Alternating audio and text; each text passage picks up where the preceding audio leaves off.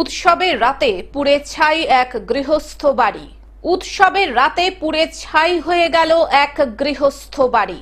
পবিত্র শবে বারাত উৎসব উপলক্ষে বাড়িকে আলোকিত করতে মোমবাতি জ্বালিয়েছিল বাড়ির ছোট ছোট ছেলেমেয়েরা, আর সেই মোমবাতি থেকেই ঘটল বিপত্তি। আগুনে পুড়ে ছাই হলো এক গৃহস্থ বাড়ি। এই ঘটনাকে ঘিরে চাঞ্চল্য ছড়ায় মালদার ইংরেজ বাজার ব্লকের মিল্কি অঞ্চলের হাবিবুদ্দিন পাড়া এলাকায়। জানা গিয়েছে, ক্ষতিগ্রস্ত গৃহস্থ বাড়ি মালিকের নাম আমির উদ্দিন শেখ। জানা যায়, এদিন রাতে শবে বারাত উৎসব উপলক্ষে বাড়ির চারপাশ আলোকিত করতে মোমবাতি জ্বালিয়ে উৎসব পালন করেছিল বাড়ির ছোট ছোট ছেলেমেয়েরা।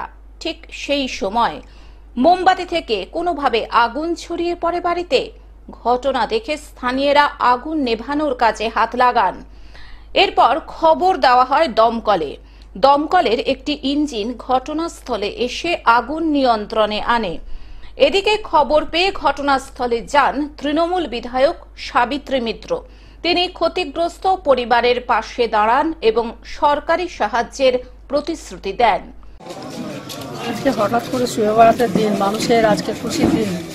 তারা গোটা রাত জেগে আজকে অনেকে রোজা করে আছেন এবং অনেকে আজকে সবাই তাদের নিজেদের পূর্বপুরুষের জন্য দোয়া করবার জন্য করার জন্য যায়। এইসব আনন্দের দিনেও আজকে এমন একটা ঘটনা আমাদের মিল্কিতে ঘটলো। এখানে হঠাৎ করে একটা বাড়িতে আগুন লেগে যায় এবং সেই লোকটা বাড়ির সমস্ত কিছু ক্ষতি হয়ে যায়। এবং ভদ্রলোকের নাম হচ্ছে শেখ আমির উদ্দিন সাহেব।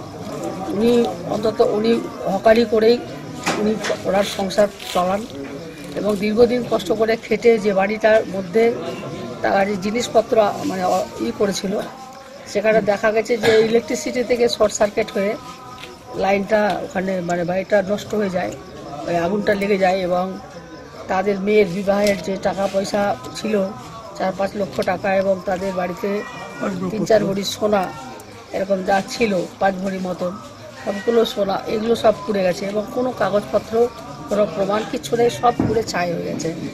মালদা থেকে অভিষেক দাসের রিপোর্ট, গ্লোব নিউজ। এখন থেকে গ্লোব টিভি দেখুন আপনার স্মার্টফোনেও।